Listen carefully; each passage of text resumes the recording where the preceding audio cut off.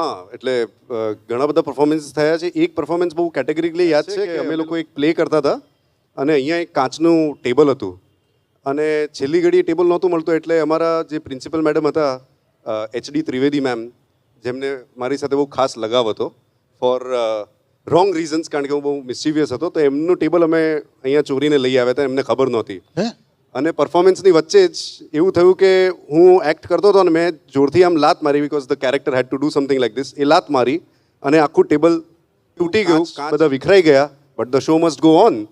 અને હું અહીંયા હજી મારું એક્ટ ચાલુ જ છે અને એન્ટ્રીઓ થાય છે, બીજા એક્ટર્સની બધું થાય છે, અને મારી નજર ગઈ મેમ બાજુ ત્યાં.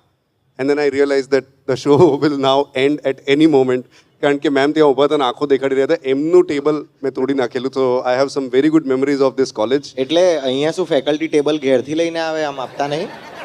નહીં તો એટલું શું ખબર, કોલેજ નો તો તૂટી ગયા, તૈલ પીવા ગયું. હા. અને કાચ તૂટો તો સુકન કહેવાય. હા, આટલું હું એ વખતે એક્સપ્લેન ના કરી શક્યો એમને. અને એ તારી સામે ઊભા હોય ને તો ભાઈ તારાથી સ્ટેન્ડ અપ પણ ના થાય. અચ્છા, તું બેસી જ જાય. લીધા હોય તો બી કંઈ બી થાય.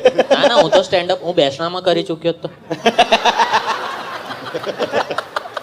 તમને મળ્યું હતું ને સર્ટિફિકેટ ગ્રેજ્યુએશનનું? મને ગ્રેજ્યુએશનનો સર્ટિફિકેટ મળ્યો, સાથે કન્ટિન્યુઅસ એન્ડ મેરિટોરિયસ પરફોર્મન્સનો એવોર્ડ પણ મળ્યો હતો. વાહ ભાઈ, ક્યાં વાત યસ છે. Yes, I am bragging, I mean my college. ના ના, કરો કરો, આપણે તો કોન્ટેન્ટ જ જોઈએ. કરો કરો બધા. બીકમાં આપ્યો હશે એવોર્ડ, કારણ કે નહીંતર બધાને બીક લાગતી છે. એવોર્ડ આપી દો ને તો પછી બધા ટેબલ તોડી નાખશે. આ રિહર્સલમાં